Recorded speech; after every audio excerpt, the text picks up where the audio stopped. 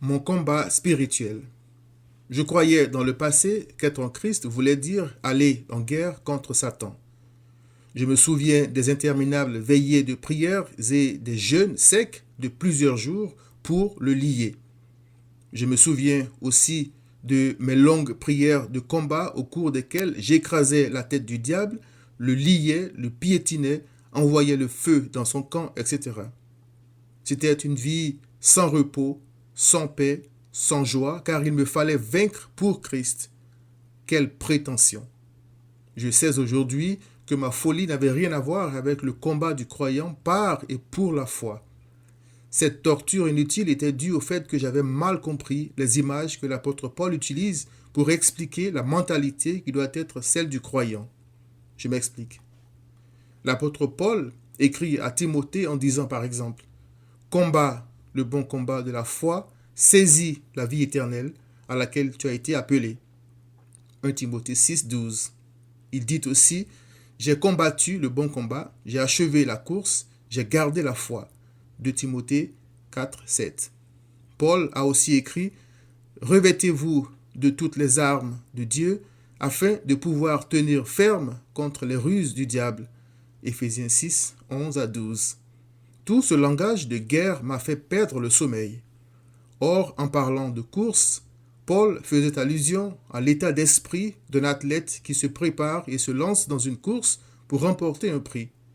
Si, pour une chose aussi vaine, l'athlète s'arme de temps, de courage et de détermination, à combien plus forte raison le croyant. Je ne savais pas non plus que c'était de l'état d'esprit du soldat que Paul parlait en disant: nul qui va à la guerre ne s'embarrasse des affaires de cette vie afin qu'il plaise à celui qui l'a enrôlé pour la guerre. 2 Timothée 2, verset 4.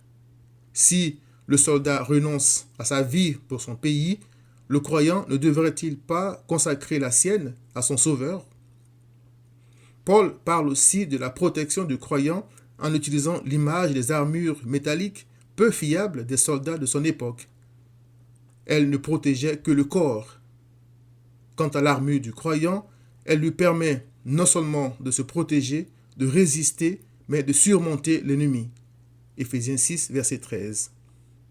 Rien de tout ce que Paul dit ne signifie que le croyant est tous les jours au front en train de faire la guerre aux démons.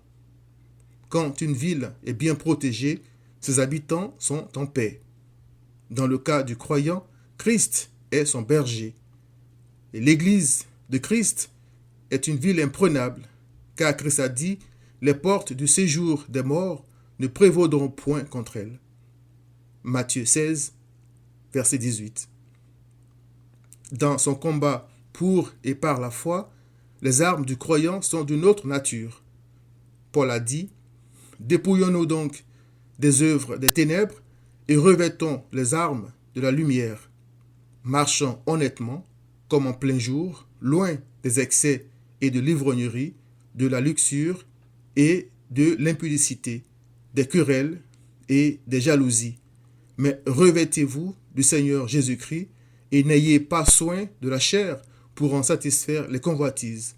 Romains 13, 12 à 14. Les œuvres de la chair sont une terre fertile pour Satan. Il s'en sert pour empêcher le croyant de vivre par la foi. La solution, selon Paul, c'est de se revêtir de Christ et de fuir les vices. Il s'agit de demeurer en Christ, de rester attaché à lui en priant, en étudiant sa parole et en la mettant en pratique, et non de lier Satan. En tant que brebis, je ne suis pas appelé à aller provoquer, ni attaquer les loups, ni injurier Satan. Jude 1, verset 9.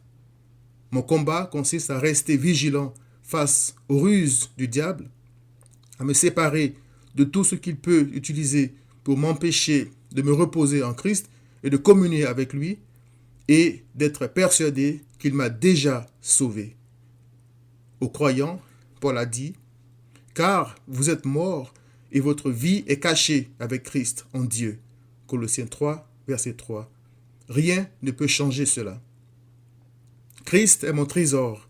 C'est par la foi que j'ai accès à lui. Je suis donc déterminé, comme un athlète, à renoncer à tout ce qui peut m'éloigner de lui. Je suis prêt à veiller, à prier, à jeûner pour mieux le connaître et à mourir comme un soldat, Dieu voulant, pour le faire connaître.